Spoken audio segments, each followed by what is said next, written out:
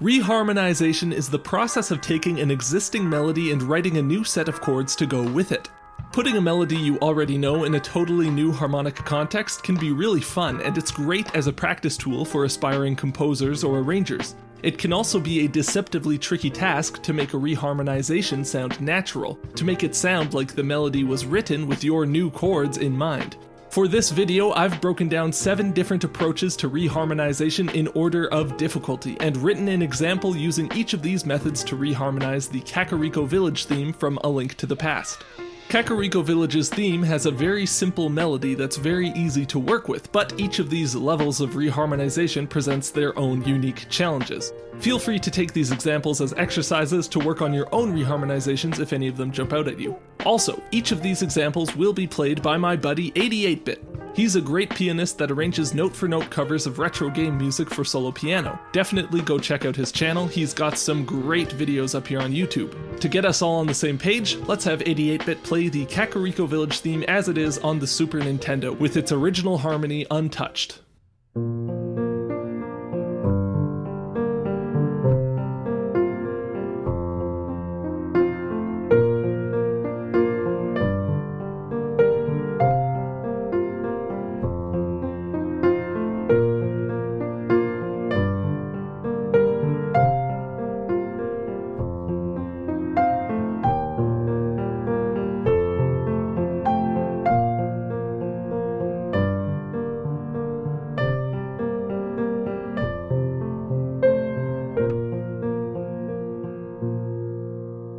The original harmony is very simple. The intro and first 8 bars of the melody use a repeated 1-6-2-5 progression, which is about as common and straightforward as it gets. The last 8 bars take the same idea and stretch it out just a little bit with a 4-5-1-6-2-5-1. These simple harmonic choices perfectly serve the melody and give the tune an atmosphere to match the sweet, cozy village that it's trying to represent.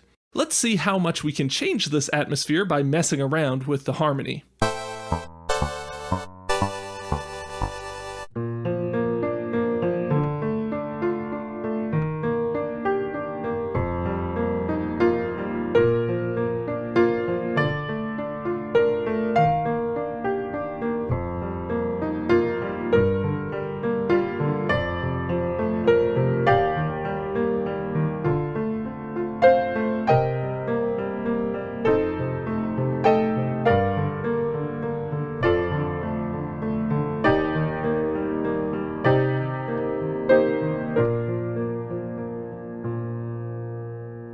Level 1 is all about identifying the function of each chord and substituting other chords from the same key that serve the same function.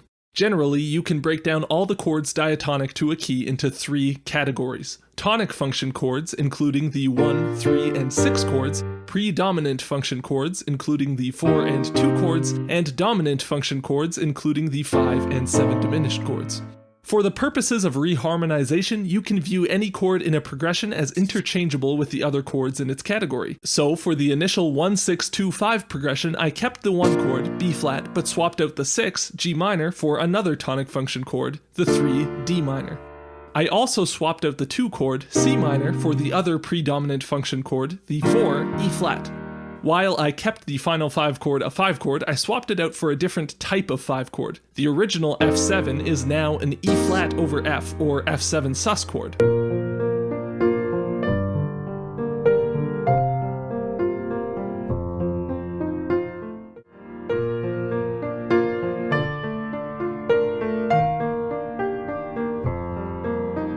I really like the way this progression walks up step by step to the 5 chord like this, so I reversed the idea by swapping the following B flat chord out for the 6 chord, G minor, and then walking down from there in stepwise motion all the way to the C minor 7 chord that I used instead of the original's E flat major in bar 9.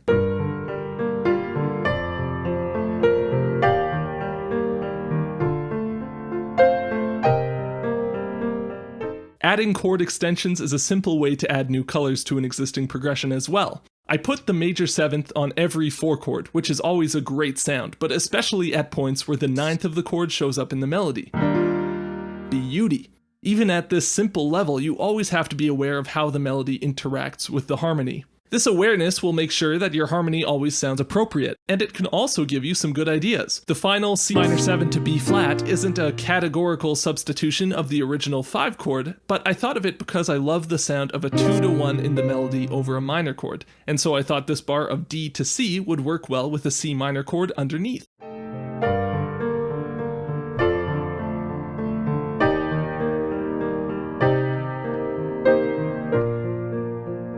Overall, I think this one turned out pretty good.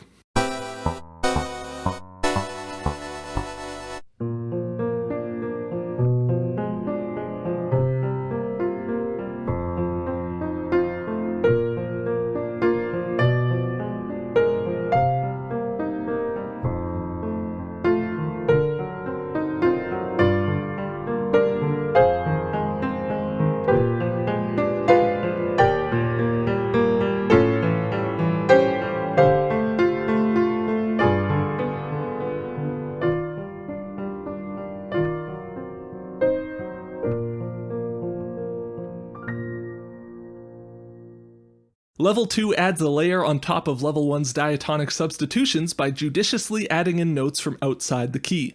Pick a few chords from the original harmony to use as targets, then set them up by replacing the chord or two before them in the progression with something that will resolve to the targeted chord. A clear example of this strategy is the intro and first 4 bars of the melody here. I targeted the C minor chord in bar 3 and replaced the G minor that came before it with a leading tone diminished chord, B diminished 7.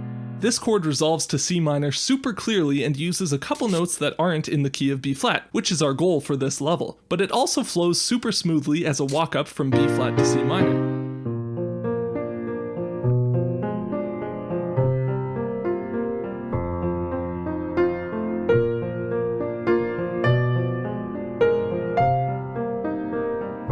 Even though we're trying to introduce chromatic notes into the harmony, we still want our reharm to sound natural. The other chords I targeted were the G minor in bar 6, the E flat in bar 9, and this D minor chord in bar 11 that I substituted from the original's B flat major, just to delay the resolution to the tonic until the very end. Each of these targets I set up with secondary dominant chords, the D7 to G minor, a 2-bar 2-5 to the E flat, and an A7 setting up the D minor. Since these secondary dominant chords are inherently tense, these are the places to pile on all of your favorite stanky chord extensions. The melody over the D7 chord outlines the flat 13th and sharp 9th of the chord. For the B flat 7 to E flat, I threw on a 13th and a flat 9th, which is a really cool sound. And over the A7 to D minor, I threw on a flat 13th and a sharp 9th.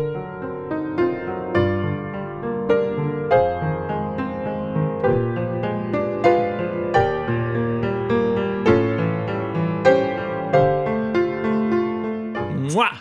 The G7 flat 9 that follows that D minor chord is another secondary dominant chord setting up the C minor that kicked off the final 2-5-1 in the original harmony. But I swapped that out for a little surprise 4 to minor 4 to 1 cadence to end things off. The melody's walk down from D to B flat at the end outlines the major 7th and 6th over that minor 4 chord, which just sounds beautiful.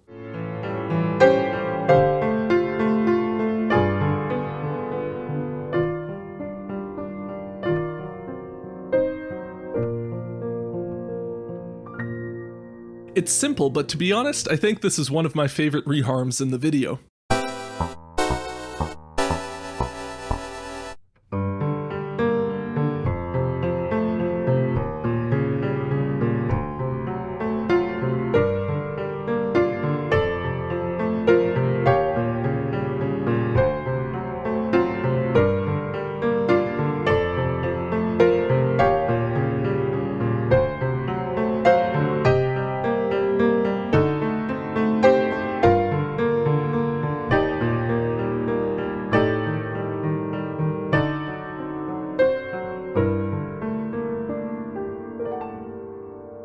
The idea for the next few levels is to take the melody as is and harmonize it as if it was in a different key. Now, the farther away the new key that we pick is from the original, the harder this process is going to be, which is why harmonizing into the key of the relative minor is relatively easy. A good starting point generally is to take the Roman numeral analysis of the original key and just plug in those chords from the new key, which is what I did for the last 8 bars here, a 4-5-1 flat 6-2-5-1 in G minor.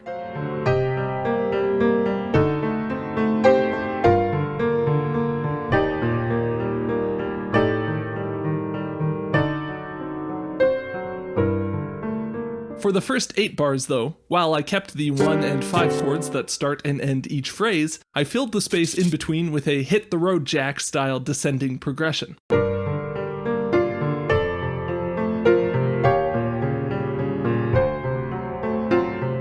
You theory nerds out there may know this as an Andalusian cadence, but I always think of it as...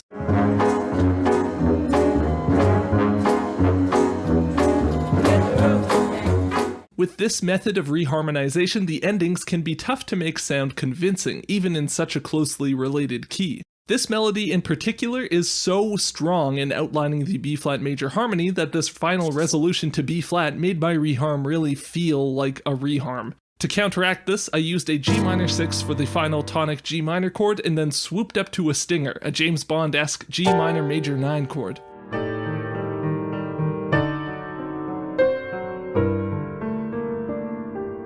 If nothing else, this distracts from the melody enough that it doesn't sound like the tune is in B-flat major with some G minor frosting on top.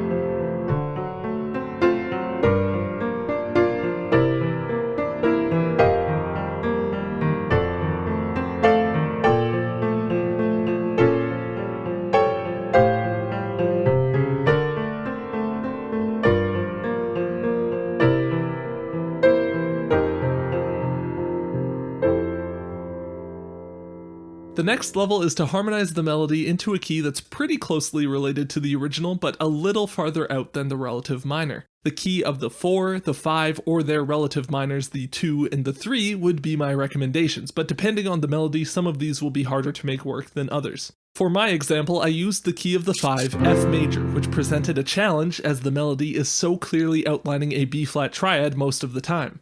I was able to deal with this by swapping the position of the original chords using a 2-5-1-6 progression that resolved to the 1 on the 3rd bar of the phrase rather than starting on the 1 chord on the 1st bar of the phrase. This put the F in the melody over the tonic F chord, which helped make this chord progression a little more convincing.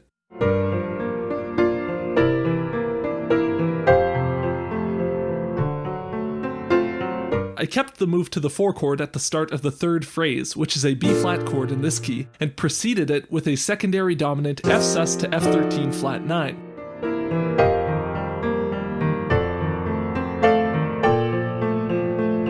Can you tell I'm a sucker for that sound? Then I used that 4 chord as the jumping off point for a really pretty progression that worked really well with the melody. A B-flat to B-flat minor major 7 to F add 2 over A to D7 flat 13.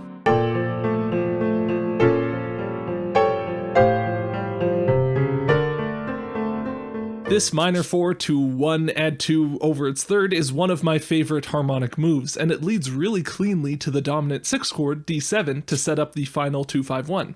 Now, of course, here's where we run into a problem. How are you going to deal with the melody resolving to a B-flat in the key of F? If we don't end on an F chord, this will not sound like it's in the key of F. Because it's not supposed to be in the key of F, it's supposed to be in B-flat. I stole a harmonic trick from the Beach Boys and did a deceptive cadence to the tonic dominant sus chord. This C7 resolves to an E flat over F or F7 sus, which then resolves to our tonic F major 1 bar later.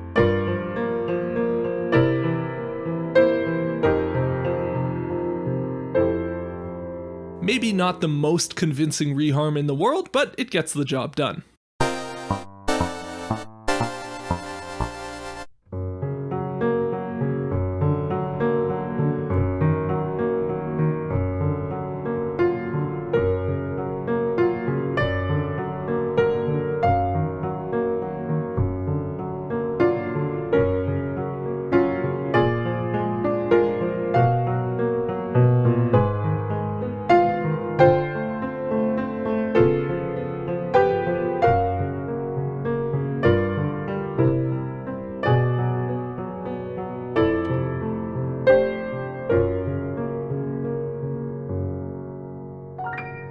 Now, to try and do this process with a key that's very far from the original requires a pretty big vocabulary of harmonic moves and some puzzle-solving skills.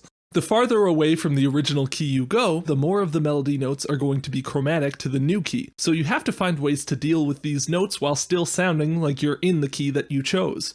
For my example, I picked the key of the flat 6 G flat major, which has 4 notes different from the original key of B flat. But on the optimistic side, these keys have 3 notes in common, and I figured that resolving the melody to a B flat at the end could work harmonized as the third of a G flat chord. After picking the key, I realized my biggest problem was going to be dealing with all of these D naturals in the melody. As I mentioned, the melody is structured around a B flat triad, and the B flat and F notes in that triad are both native to the key of G flat major. The D natural, however, is either the sharp 5th or flat 6th of G flat major, so I had to pull out as many different ways of incorporating the flat 6th into a chord progression as I could to make these melody notes sound natural. I ended up using a rising 5th line cliché, the kind I talked about in my last video, for the first melodic phrase. We have a static G flat chord with the 5th moving chromatically up to the sharp 5th, then the 6th, then back down.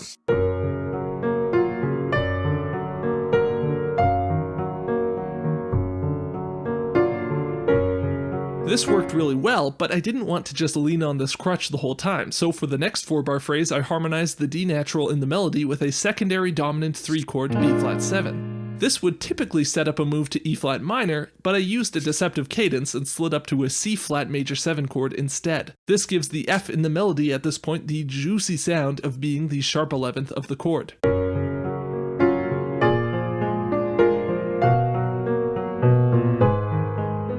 The following phrase sits on both the flat 2 and flat 3 of the key, then after 1 bar of the 7th, F moves on to hammer that D natural for a while. This part was pretty tough to manage, but I did my best. I wanted to have a resolution to G flat in the last 8 bars if possible to ground the arrangement, since there's so much chromaticism going on. The only spot to really make this happen was the F in bar 11, which I harmonized as the major 7th of a tonic G flat chord. To make a resolution to this chord as clear as possible, I wanted to put the 5 chord in front of it, and luckily the A in the melody in the bar before this G flat chord could work as the sharp 5th of a 5-7 sharp 5 chord. When in doubt, use a dominant chord. They can take on almost any note as some kind of altered extension and make it work. To deal with the G in the bar before, I approached the D flat 7 sharp 5 chromatically from above with a D minor 11 chord. There are enough notes in common between the two chords that it's a relatively smooth transition.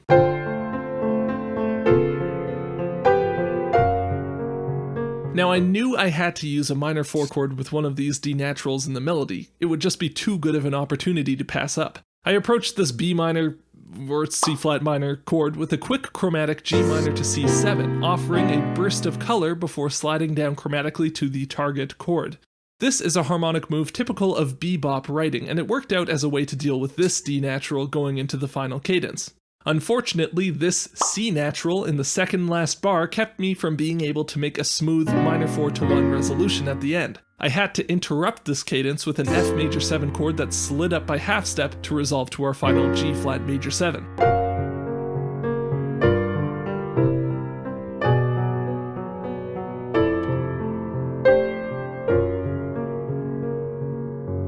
I'm not completely satisfied with the last half of this one, to be honest, but I really like the first 8 bars, and it's the best that I could do.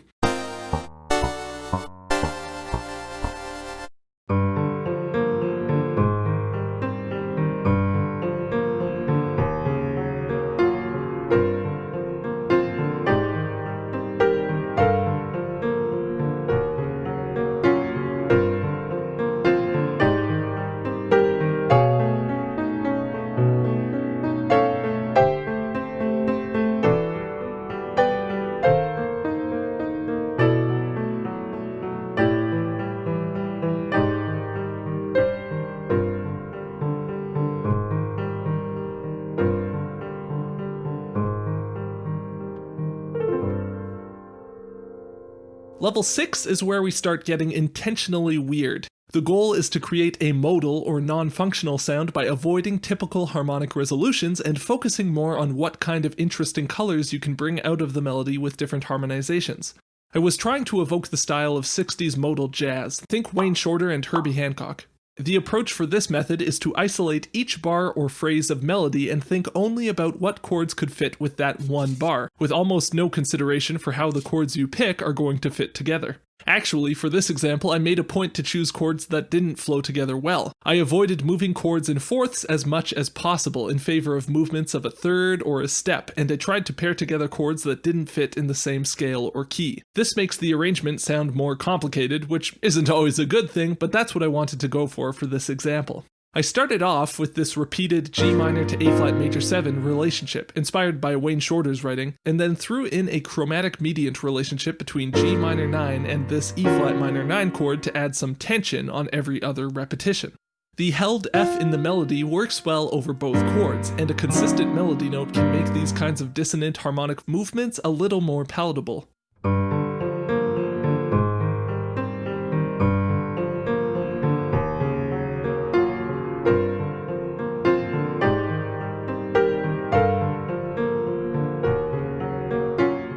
After establishing the G minor, A flat, G minor move a few times, I wanted to catch the listener off guard, so for bar 7 of the melody, I leapt suddenly to a B7 sharp 11 chord. These Lydian dominant chords are staples of jazz harmony, and they have a ton of power if dropped at the right time.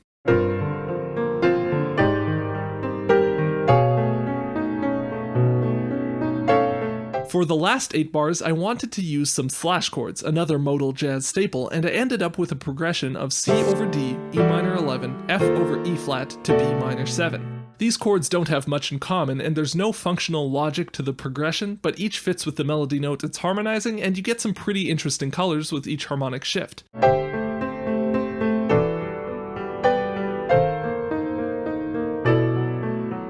From the B minor chord, I wanted to slide back down to where the tune started for a sense of resolution. This harmonization doesn't really have a tonic note per se, but I think the relationship between G minor and A flat major 7 that was established in the beginning functions as a makeshift tonic of the arrangement. Going back to this vamp after a departure to wilder harmonic territory in the middle gives us a sense of release.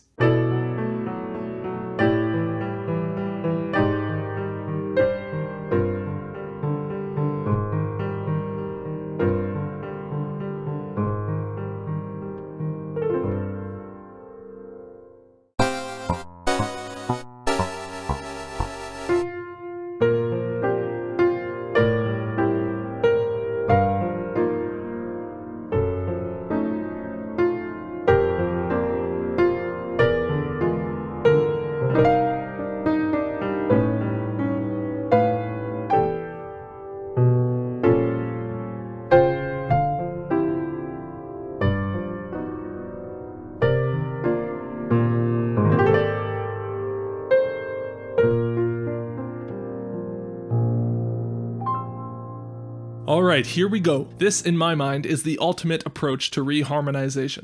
Instead of thinking chord symbol to chord symbol, consider each individual note in each chord as its own melodic line, and build the harmony by trying to create strong lines in these inner voices that lead to interesting harmonic places, all the while keeping the bigger picture of the tune in mind. For this example, I wanted to retain some of the important voice leading from the original harmony and see if I could recontextualize that voice leading into something new. For example, a 5-7-1 cadence, like the one that brings us from the first 4-bar phrase to the second, uses the voice leading of the 7th or leading tone of the key resolving up to the root, while the 4th simultaneously resolves down to the 3rd of the tonic chord.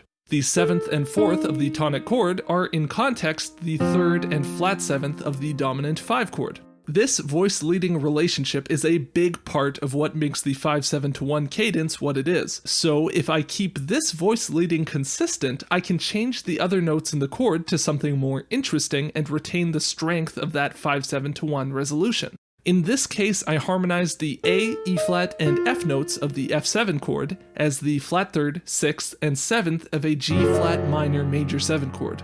It still moves to a B flat major chord, so the voice leading works just as well as your traditional 5-1 cadence, but I resolved the G flat in the bass down by a half step to an F, making the resolution into an inversion of the tonic, a B flat over F chord. Isolated, it sounds like this. I think it's a really cool sound that totally works as a resolution, but it's really uncommon. Because voice leading is so dependent on where you're going, it's good to pick a couple points in the arrangement like this first that you can aim towards. For the first 4 bars, I knew I wanted to start on a B-flat chord and end on this G-flat minor to B-flat over F move, so I picked a descending bass line to fill in the gap and then figured out what chords I could use to make that work. The 1-6-2-5 progression from the original first 4 bars contains the tonic note B-flat in each of the first 3 chords, so I wanted to preserve that voice leading over top of my new bass line, creating this crunchy but surprisingly palatable A minor 7 flat 9 chord in bar 2 that leads to my old favorite, a major sus2 chord with the 3rd in the bass.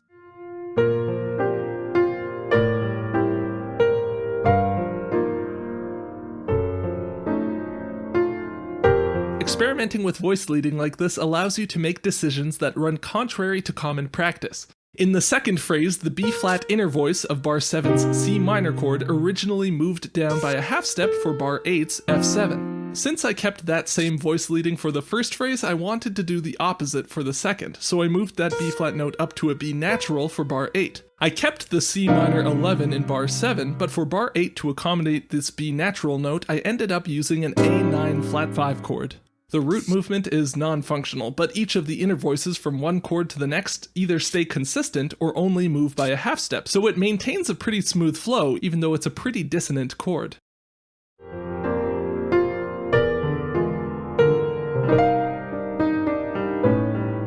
Moving toward the final resolution, I wanted to use a really cool version of a 3-6-2-5-1 progression, so I used a voicing technique I stole from the great jazz arranger Gil Evans. This D minor to G7 sets up the 2 of the key C minor for the last 4-bar phrase, and the lower voices follow what you would typically expect from this progression. The melody also fits perfectly well over these chords. The inner voices, though, are where things start to get weird. Inside this D minor chord, I voiced a C major triad to create a lush D minor 11 sound. I used the exact same thing for the C minor chord, with a B-flat major triad in the inner voices creating a C minor 11 sound. For the G7 chord in between, I took this triad voicing and moved it down by a half step to bridge the gap between the 2 chords, creating a B major over G7 sound. This means this G chord has both the dominant and major 7th in it, and the major 7th is even voiced on top of the flat 7th, giving us a crunchy minor 9th interval. Still, the logic of the voice leading is so solid that it actually sounds like a smooth resolution, with the super tense dissonance of this G7 chord only making our arrival to the following C minor all the more sweet.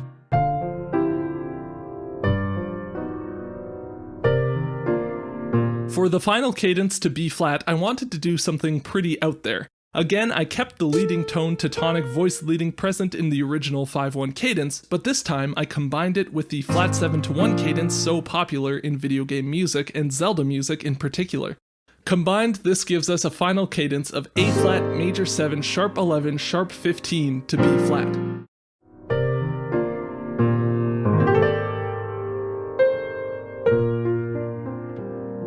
This Lydian chord with the flat 2nd or sharp root is a favorite of Jacob Collier's, with his idea of the super, hyper, mega, whatever Lydian, which I won't get into the details of here. I won't pretend that this arrangement is on his level, but it seems like this voice leading first mentality is how Jacob Collier approaches all of his writing, and it's the reason he can create such wild chord voicings that work so well. Hopefully you found something of value in this presentation. Big thanks to 88bit for recording all these reharms, and thanks to you all for watching. You can find these arrangements all on my Patreon page for $5 plus patrons, and you can follow me on Twitter at 8bit Music Theory. Thanks so much for watching, have a good one.